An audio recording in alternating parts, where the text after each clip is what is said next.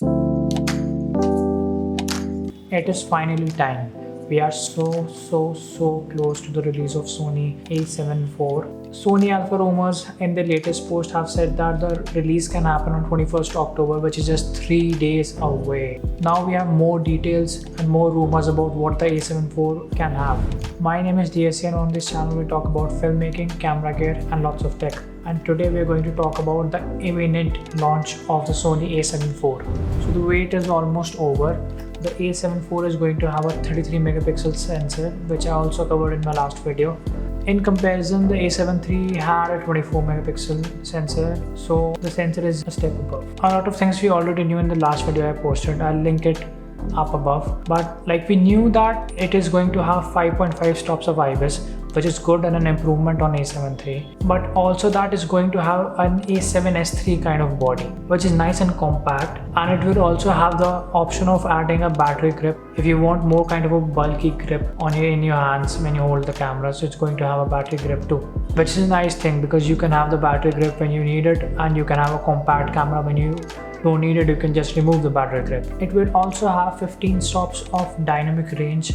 So the more dynamic range you have, the better quality or the more details you can capture in your footage. So it's going to be overall much better.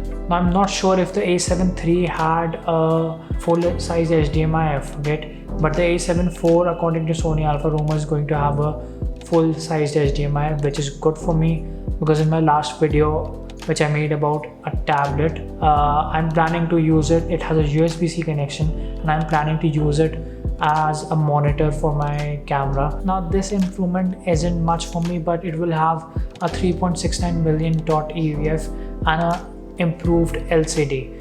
I've seen the LCD of A7 III and to be honest it looks fine. So, but if you're getting an increment, that's great. Now here is my favorite part. You will get an oversampled 7K footage down to a 4K 30, which means when you're recording 4K 30 FPS, you will be getting a 7K oversampled footage. You can also do 4K 60 FPS from an oversampled 4.8K in a Super 35 mode. So these 2 points alone make it a major improvement about the A7 III. Now this is why I think that Sony is listening to content creators, as the ZV-E10, which was recently released some time back, had a fully sized articulating screen. Likewise, the A7 IV is also going to have a fully articulating screen, which is very much appreciated by vloggers and content creators. So Sony is definitely listening to us and it is much appreciated by me too.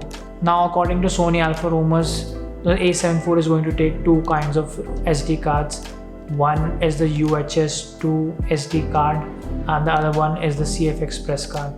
Now I don't have that kind of a recording setup that I use CF Express, but I'm probably going to be using mostly the UHS 2 SD cards and that's enough for me. But having the option is great. Finally, this was one of the things I wanted Sony to do. As I said in my last video, I wanted a new menu system, or at least I wanted a menu system from the A7S III in the A7 IV, and this is, according to Sony Alpha rumors, going to happen. So the Sony A7 IV is going to get the same menu system as the A7S III. Thank God, because the old Sony menu system is horrible and I cannot operate it. See, this is very nice, Sony listening to the customer feedback that it gets.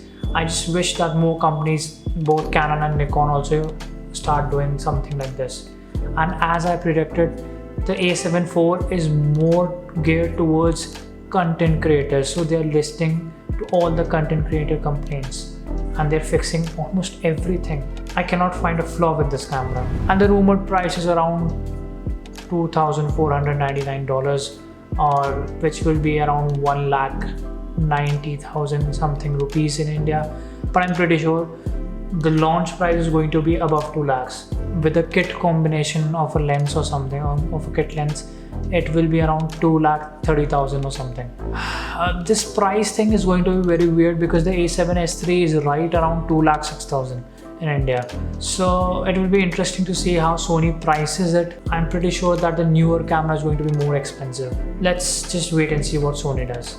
And I just hope that they release it very soon after its release in US and India, because usually they take a long time to get it over to India. These are all the new details that the Sony Alpha rumors article had. Let's see, they launch it on the 21st or it's a little more delayed than that, but either way it's going to be coming very soon. This is one of those cameras that I'm very excited about because I personally am going to buy this camera. I need to renew my kit, all my old camera gear. It's way too old now. I don't buy that many cameras, but this is one of those cameras that I want to make my main camera and work the hell out of it. So that is all for me. Let me know what you think about all of these details that Sony Alpha rumors posted and what you think will be included and will not be included in the upcoming A7 IV. Drop a comment down below. Like this video. Subscribe if you like all these kind of videos, and we'll talk later. I'll see you again the next time.